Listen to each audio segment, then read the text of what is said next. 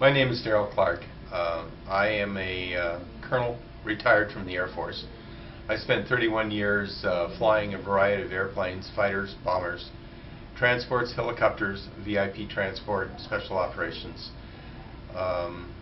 Spent time involved in most of the conflicts that began from about 1963 to 1994.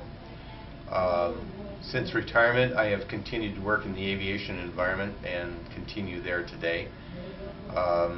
Total time, I have approximately 13,000 hours of flying time, and I can divide that up in a lot of different ways, but it really doesn't make too much difference for what we're talking about today.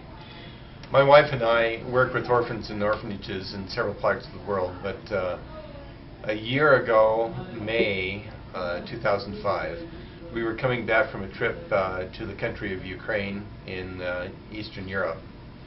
And on the flight from Vienna, Austria, back to Washington, D.C., I experienced discomfort with my right leg. It swelled up below the knee, and I didn't have any reason for that. It was not something that I understood or expected to have happen. I dismissed it, tried to work around it, tried to avoid focusing on that. I have never had a health problem in my entire life.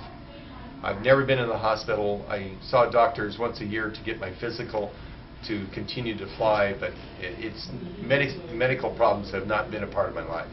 I've been blessed with very good health. Following that trip, I had some flying to do here in the United States to get some work done on airplanes that we were beginning to develop for another project. And while on a trip, I decided that to get the problem resolved, I would run. I have always run repeatedly over a number of years. And it didn't help. And I came home from that trip and my wife said, go to the hospital, get this checked, figure out what's going on, and let's get it resolved. The doctor looked at my leg, realized that I had a clot behind my right knee, put me in the hospital.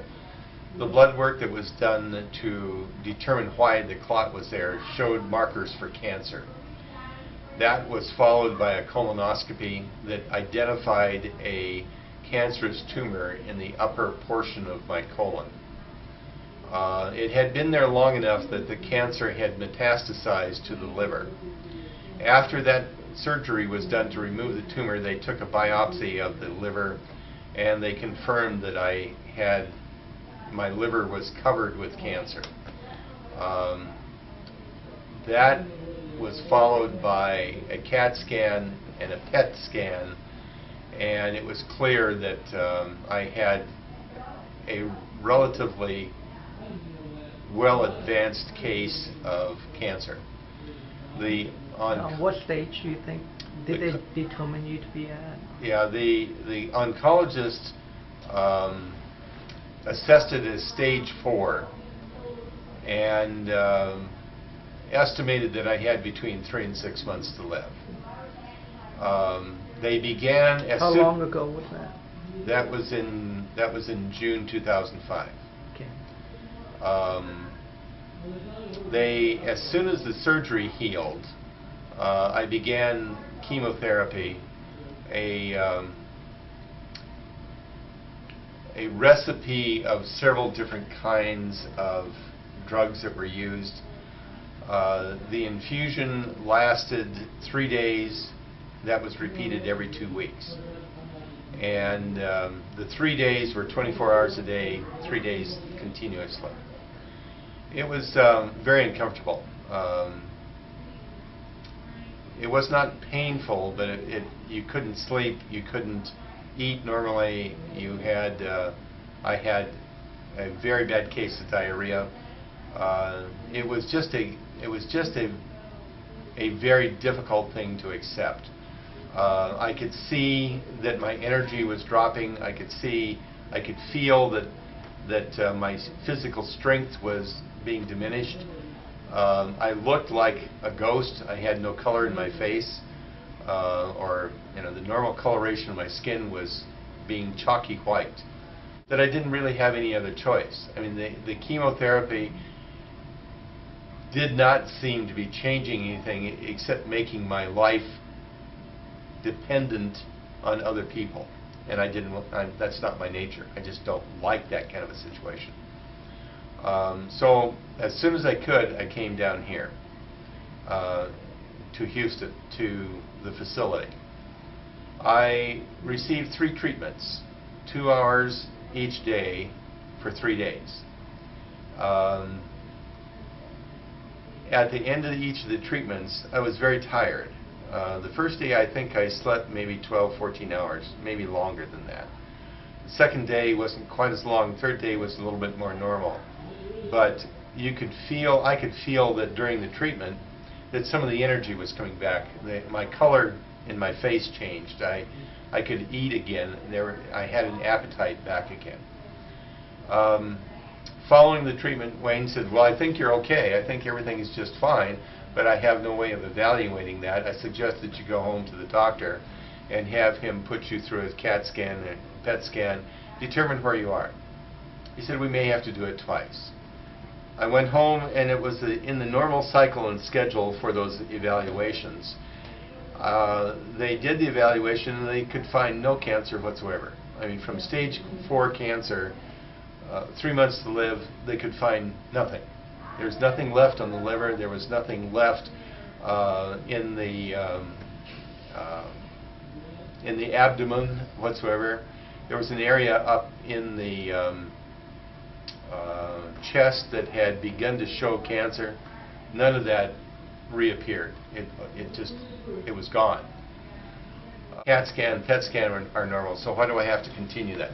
He said, well, what if there's something that's microscopic that we can't see? I said, I'll take that chance. I have been evaluated twice subsequently. CAT scan, PET scan, it shows nothing. I am clean. It's a year now in round numbers since that occurred, and I feel fine. I came down this time simply because I had a little bit of time, and I wanted to spend some time with my friends, and it's a good time to renew acquaintances and just go through the treatment process one more time in case there was something that was microscopic that the doctor was worried about. I mean, I'm not going to give him the satisfaction of predicting more problems. So that's basically why I'm back. Well, Colonel Molina, that's a wonderful story, and we're very excited that you are better and that the ETD can help you.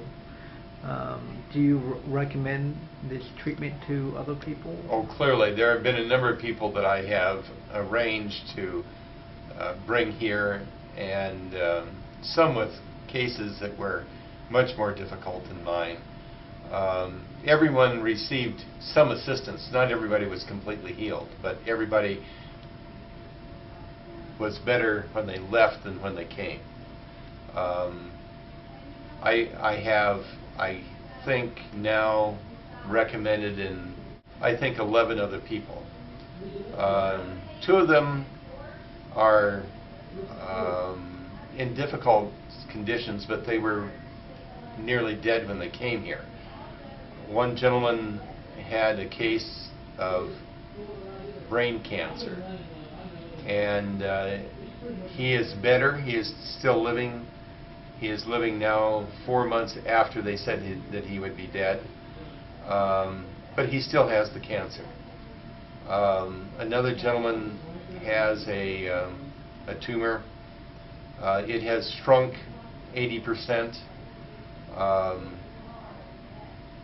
I keep suggesting that he come back for another treatment, but he is too busy.